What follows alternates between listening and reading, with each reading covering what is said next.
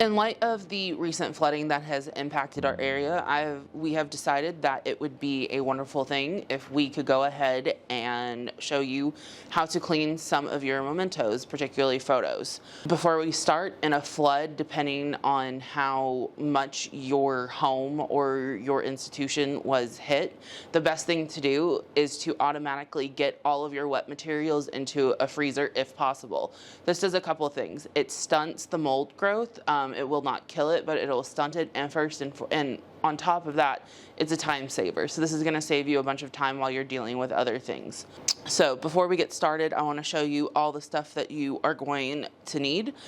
First and foremost, you need some type of basin. These disposable cooking tins work really, really well. In terms of a cleaning solution, all you're really going to need is distilled water. Distilled water is the only type of liquid that you should need. Distilled water is the purest form of water, which means that when the photo dries, it will not have any streak marks or watermarks on your cleaned photographs. Another thing is, if there's just a couple of spots that need to be cleaned on the photo, I highly recommend these makeup sponges. These are very durable and they last a long time for multiple photo cleanage uses, as well as you can use cotton swabs or cotton rounds as well. So before we even get started on cleaning, I wanted to talk a little bit about the types of photos you might be cleaning. Ones from like the early 1900s to about the 1960s, good black and white photos are very durable. So anything like this, these can be fully submerged in water and laid out to dry after you're done cleaning them.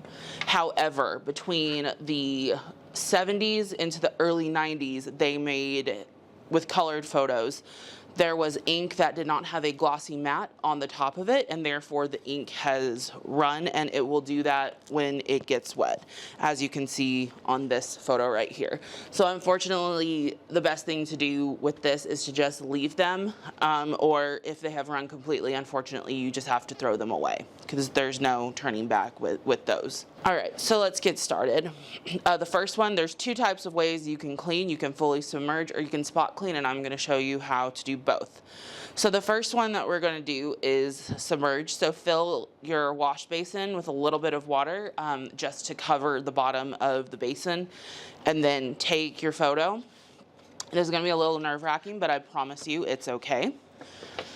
And then what you want to do is just slightly dunk your photo into the water and submerge it, and just let it sit for a little bit. Not too long, because you don't want to saturate the paper so much that it tears. And then you can gently flick some of the dirt off as it sits. About 10 to 15 seconds is all you want. And then just let it lift it up, just let it drain. And then just lay it flat. And then you can take, if there's just some spots that need to be removed, you can just take your makeup sponge and just lightly dab, and it should begin to clean up